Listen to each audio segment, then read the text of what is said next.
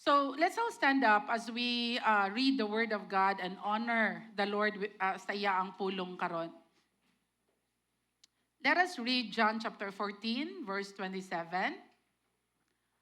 I am leaving you with a gift, peace of mind and heart, and the peace I give is a gift the world cannot give. So don't be troubled or afraid. Holy Spirit, thank you that you are within us, you are surrounding us, and you are moving in our midst today. Holy Spirit, we just thank you tungod kay ikaw gid ang among teacher. Open the eyes and the hearts of your people today, and that everyone will understand your word, and this word will be a foundation sa among pagkinabuhi every day. In Jesus' name we pray, amen and amen. Grabe kay ni ka-powerful nga words from Jesus.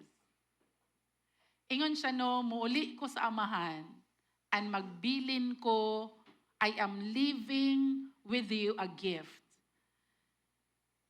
Ang gasa nga iyang gibilin sa atoa is peace of mind and peace of heart that the world cannot give. A lot of times no, nganong troubled ta, nganong aligaga ta, nganong natay anxiety, nganong muratag dili okay. Because ang atong gipursue aning kalibutan na, ang atong gipursue every day is unsay mahatag sa kalibutan. Unsay mahatag sa kalibutan? Success, money, name, fame. Unsa pay mahatag sa kalibutan?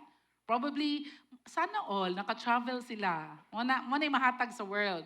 And it all would like make you feel na nganong ing-ani man ko din sila, grabe man kaayo. No? Kanang, for example, no, someone hurt you too much, and then magtanaw ka sa iya ang post sa Facebook, Lord, wala lagi nimo siya gi paatubang sa grabe ka, bati nga iyang gitanom o gibuhat. Mura lagi blessed gihapon siya in spite sa sakit na iyang gibuhat nako or sa ubang tao. But you know, ingon si Jesus Christ, ako ang makahatag og peace that the world cannot give. You may come to a point in life that you will have a name, success, or money, yet you feel empty. Because ang tinuod na peace of mind and heart is in Christ alone. Amen? Now, it doesn't mean that you will not work hard or pursue success. It doesn't mean that you will not work hard to earn money. But sakto imong perspective, nga ang imong padulngan, unsay imong gusto abtan, it is because you wanted to be a blessing to your family and to others. The moment you think that a name or money or success will bring you peace or joy, you are wrong.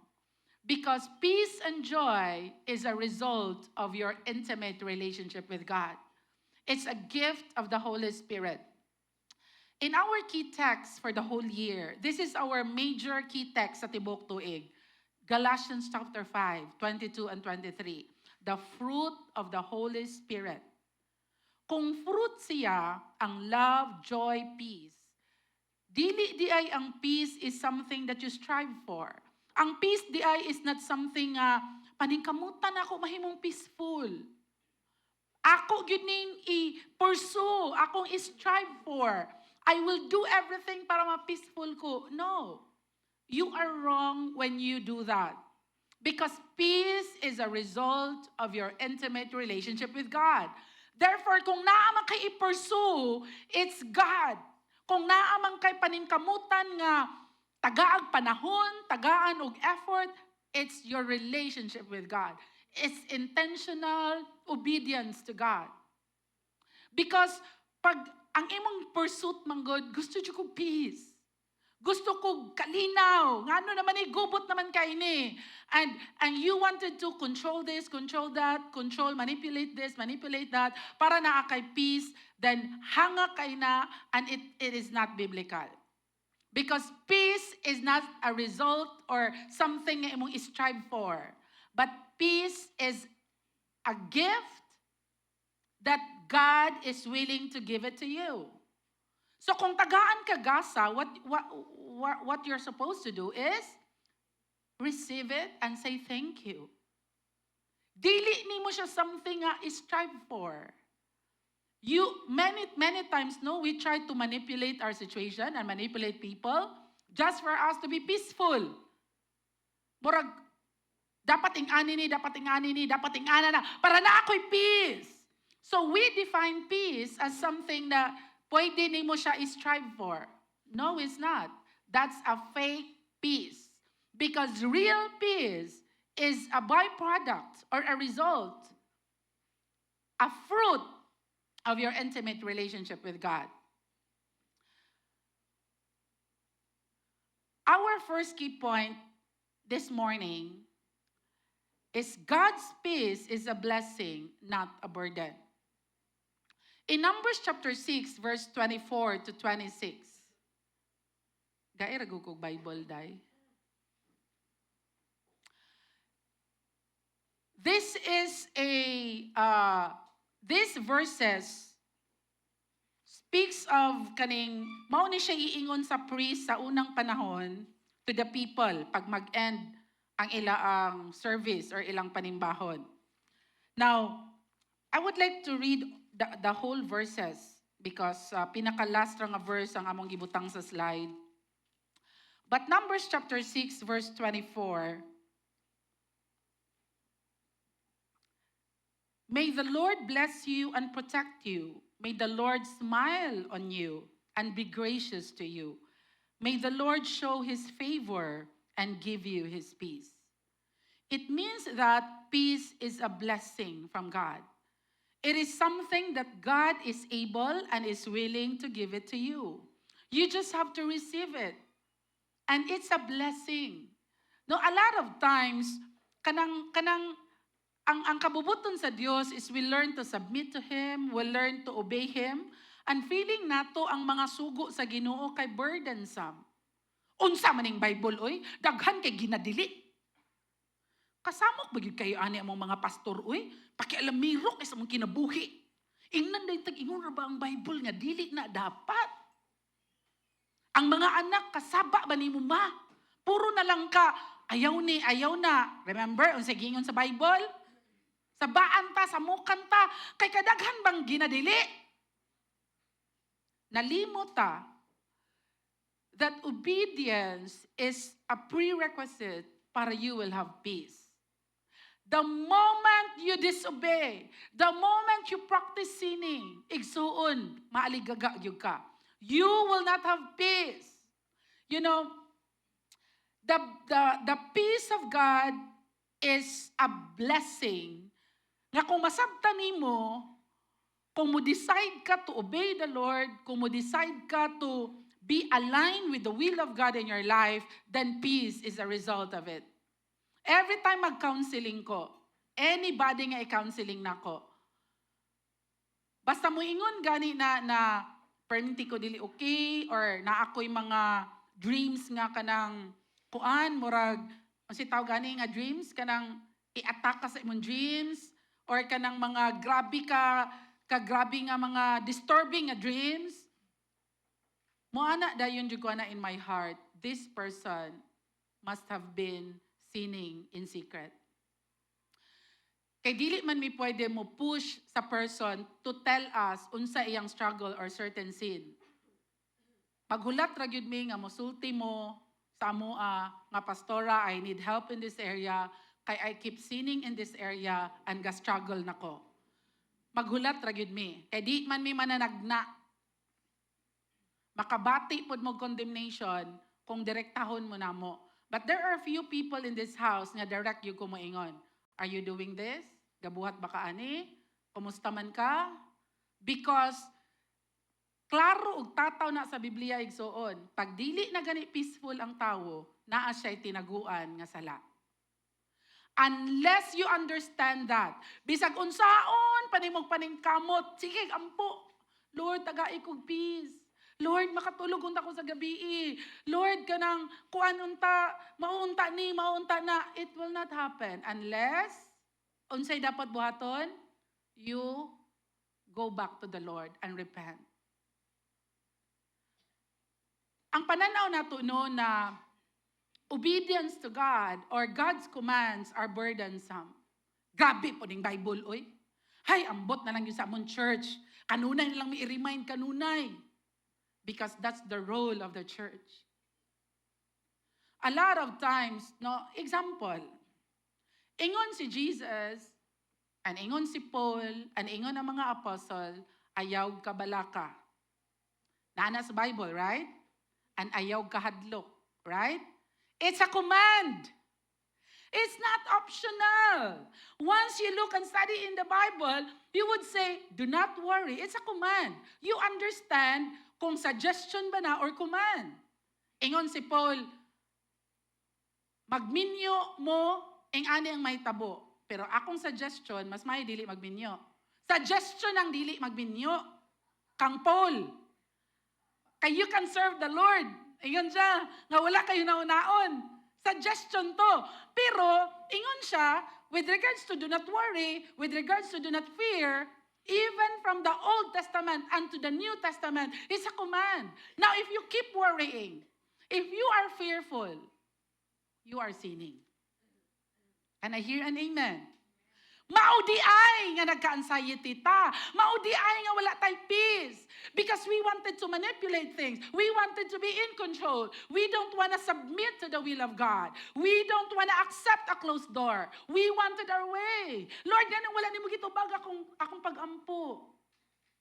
Mag-akta nga mura Ginoo. Grabe kay ka, Lord! Kunya ingon si Lord, ako may Ginoo, dili man ka. So kung magsirado kog door for you, kasi ingon sa Bible, trust in the Lord. That He's a good God. He's a good Father. Kung i-allow na niya sa imong life, naa siya purpose. So, nganong wala tay peace? Because we're disobeying God.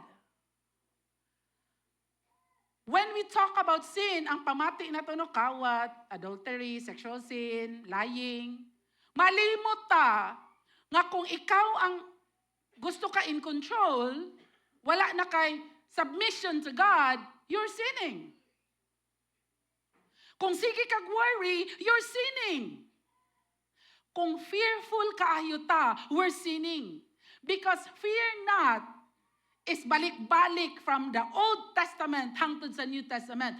Fear not, fear not. Ayaw kahadlok. Unya mo na ka, mahadlok mangyug ko. O see? Ingon si Lord, ayaw kahadlok. Ingon ka, unya, magbuot day ka Lord, hadlok man ko.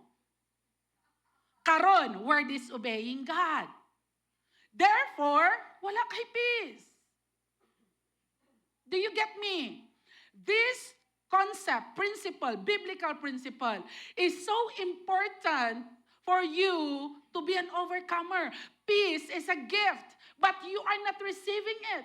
Mura bitaw na siya og kanang naihatag sa imong agasa and you said, no. Pwede ako nang bayaran, ayaw ko taga i-give. Example na anay mo hatag sa imong gusto ti ka taga-ag sakyanan. For example lang. Nya mo anak kang ano, ayaw ko tagai, how much man na kaya akong bayaran? The same with peace. Peace is a gift. And we think like, siguro I could have peace kung mahanay ni, maingani ko, mahitabo ni, makontrol, mamanipulate na ko ni tanan. Siguro, therefore, nana din ko'y peace. Ang gasa is, ang peace is a gift, pero we wanted to pay. Amen? Murag feeling nato, dili man ko angayan nga murag ma-peaceful oy. Deserve jud nako nga dili ko peaceful. Ano? So, because peace is a gift. It's a blessing. So I just have to say, Lord, give me your peace today. I wanted to receive that. Ang ana ka simple igsoon. Ang peace igsoon, ang pinaka-picture sa peace, natay picture dara ate? Ni Jesus sa boat. Now, this is a very beautiful picture of peace. Wala tayo katong natulog pa siya, te. Ni mata naman siya, anak, te. Oy. Kato sa untang natulog. Ang media, tagay kong picture ni Jesus nga natulog, be, kanina ba during pag-end sa worship. ChatGPT, give me a picture of Jesus on the boat. Sleeping, naglibog sila kung sa ilang ipangayo ni ChatGPT. But walay natulog. Mata naman siya anak ti, uy. Ang picture of peace, sawa pa na mata si Jesus, katong natulog pa siya. Grabe ang storm. Na? The Gospel, Matthew, Mark, Luke, and John, speaks of that story. Grabe kayong storm. Si Jesus natulog. Gipukaw siyang Peter. Lord, dili ba ka concerned mga matay tatanan dire? Ikaw nagtulog-tulog ra ka. Hingmata si Jesus ug niingog. Be still. Amo na ng picture ni mata na siya na. No? Be still. Gibadlong niya ang wind, gibadlong niya ang waves. And nihunong tanan, ana ang mga disciple, kinsa day ni siya, nga the winds and the waves obey him. And the more sila nakaila kinsa si Jesus, mauday ni among master. Grabe day kainay ka powerful. And Jesus sleeping on the boat is a picture of real peace. Ngano kaha nga wala nakamata si Jesus, maskin grabe ng storm. Ngano kaha? Nana. Lo, natulog yun si Jesus. Oh, kana, very good. Media na amoy bonus unya. So, it's important to understand, ngano kahang si Jesus natulog during sa storm? Because si Jesus wala nakabati, no? Nga kinahanglan siya mataranta bahalag na storm.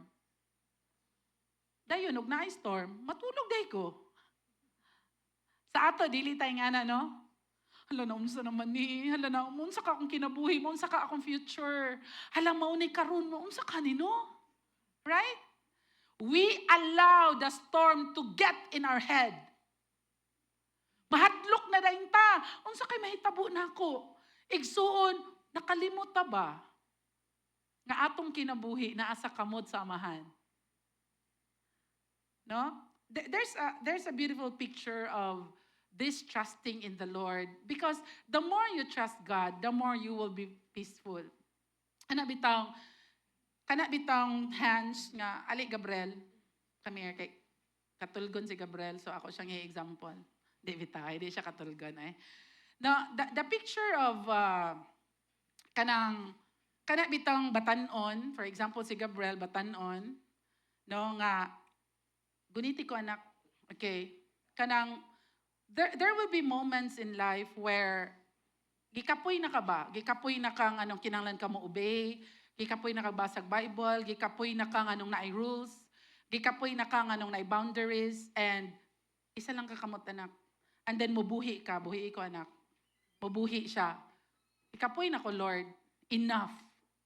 So nibuhi siya. But you know, the hands of the Father is holding you.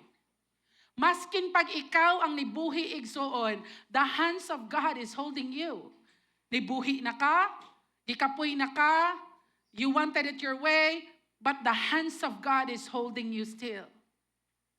That is how much the Lord loves you.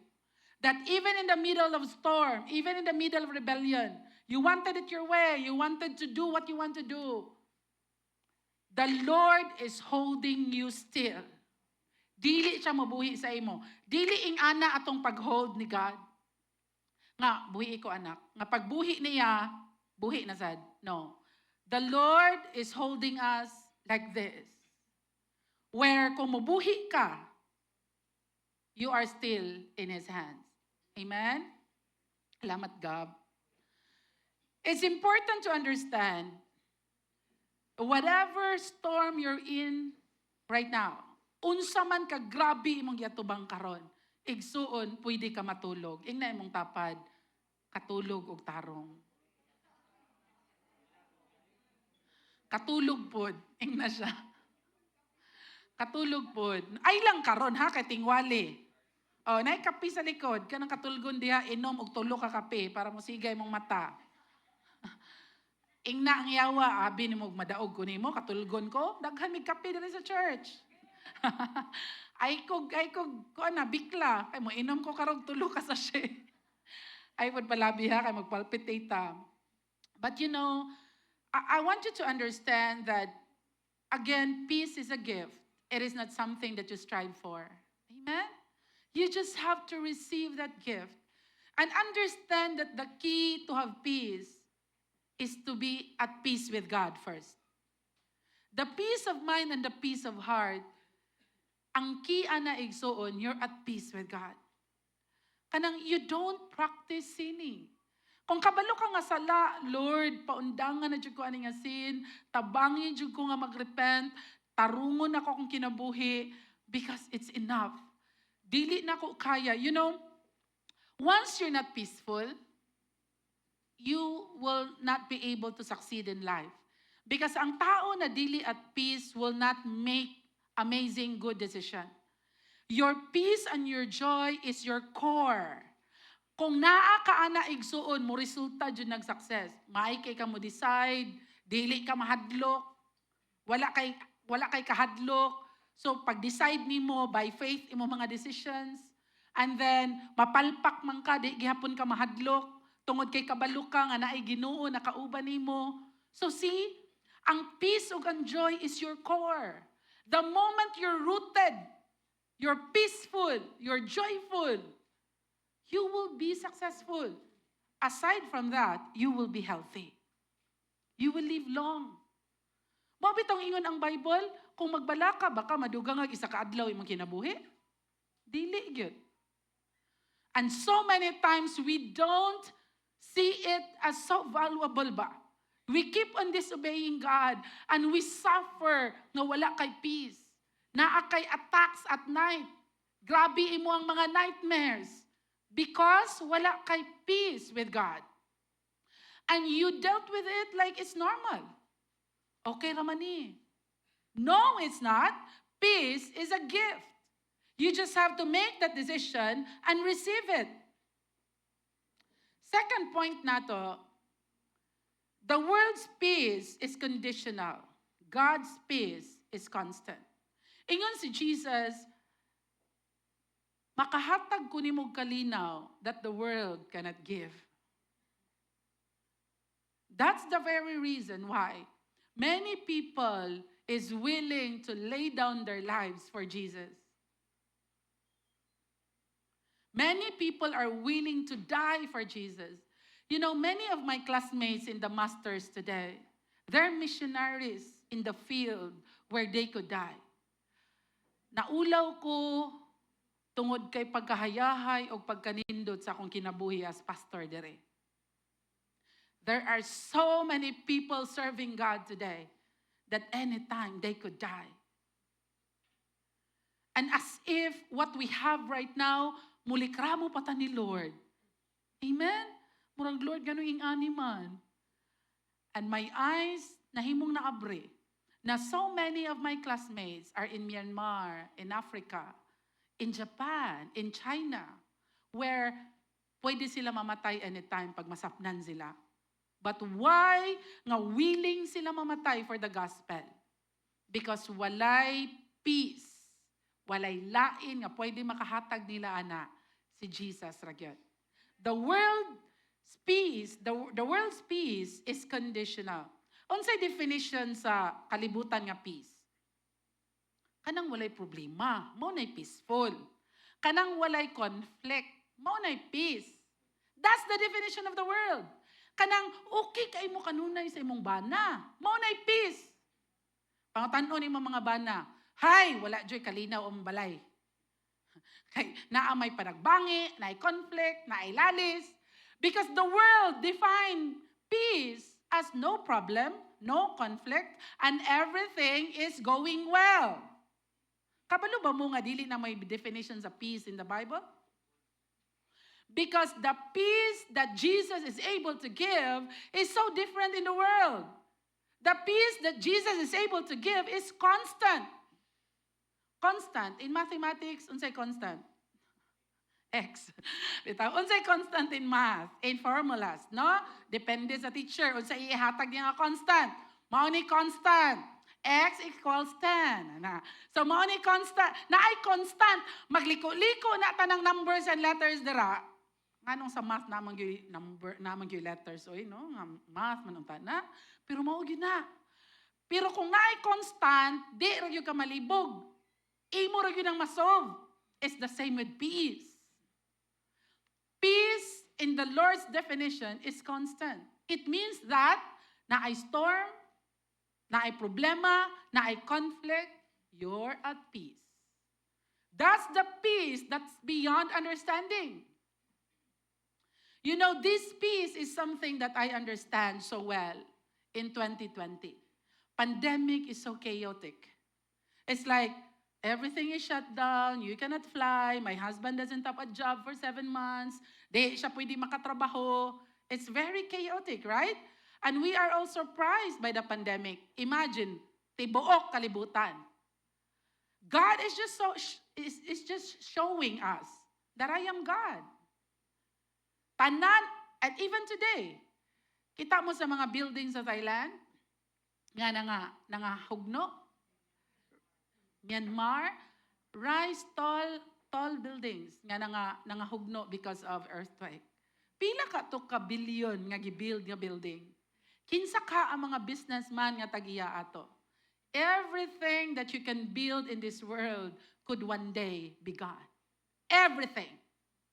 And a lot of times, gipursue o gidefine na to ang peace nga something nga murag hapsay ang tanan. Kita tanan ni agi og COVID. Siguro pipila sa ato na matyan og family members. Ako na matyan kog baby. It's very chaotic.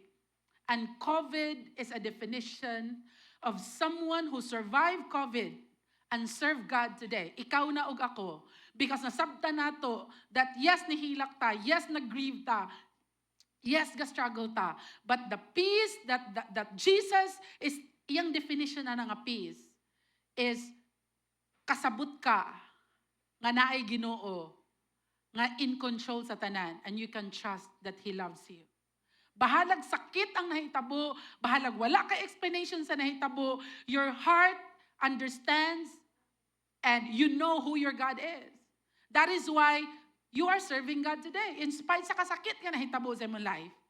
Because nakasabot ta nga ang definition sa peace for the Lord, it is when in the middle of the storm, in the middle of a trial, in the middle of pain, nagpabilin siya nga Dios.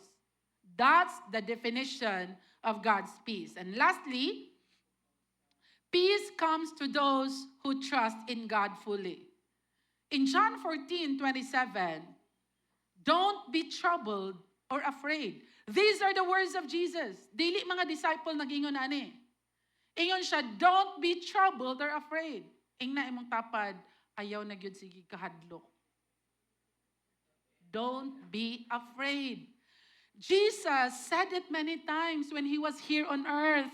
Do not be afraid.